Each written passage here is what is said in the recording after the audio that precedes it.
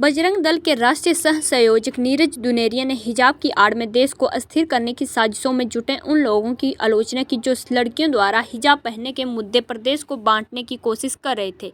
उन्होंने कहा कि ड्रेस कोड लागू करना संबंधित शिक्षण संस्थानों का विशेषाधिकार है और इस तरह यह विवाद सामान्य रूप से भारत विरोधी और विशेष रूप से हिंदू विरोधी था। उन्होंने कहा कि यदि हिजाब पहनने की अनुमति दी जाती है तो अन्य समुदाय के लोग भी अपने स्वयं के कपड़े पहनकर स्कूलों में आएंगे, जिसके परिणाम स्वरूप पूरे देश में अराजकता होगी, लेकिन इसकी अनुमति नहीं दी जाएगी।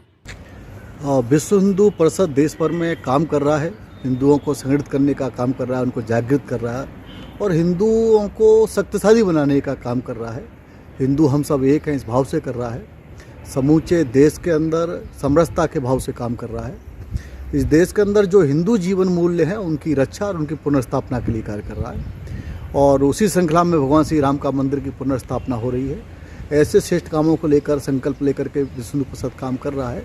उसी कड़ी में वर्तमान समय में विश्व हिंदू परिषद की जो 7 उत्सव उनमें धर्म रक्षा अर्पण निधि का कार्यक्रम चल रहा है, उसकी तैयारी, उसकी योजना, उसकी रचना की जो बैठकें हैं उसके संदर्भ में आज देश भर में आज पूरे हिमाचल प्रांत के प्रवास पर निकले हैं। उसका उद्देश्य यही है कि कार्यकर्ता अपना स्वयं के समर्पण के माध्यम से और अपने इष्ट मित्रों के समर्पण के माध्यम से, हिंदू समाज के लोगों के समर्पण के माध्यम से इस विश्व हिंदू परिषद के आर्थिक पक्ष है उसके भी सामर्थ्यवान बने, जिसके माध्यम से विश्व हिंदू परिषद सेवा के कार्यों को और अधिक कर सके, गौरक्षा के कामों अधिक कर सके और उनके माध्यम से इस देश के अंदर जो हिंदू समाज है वह हिंदू समाज की संख्या बढ़े।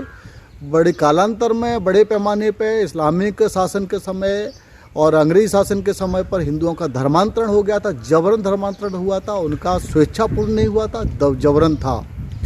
ऐसे करोड़ों करोड़ लोगों की घर वापसी हो सके, ऐसे लोगों के लिए अभियान चलाकर और विश्व हिंदू परिषद काम कर रहा है। ऐसे लोगों की घर वापसी करेगा, यह लक्ष्य लिया है, संकल्प लिया है।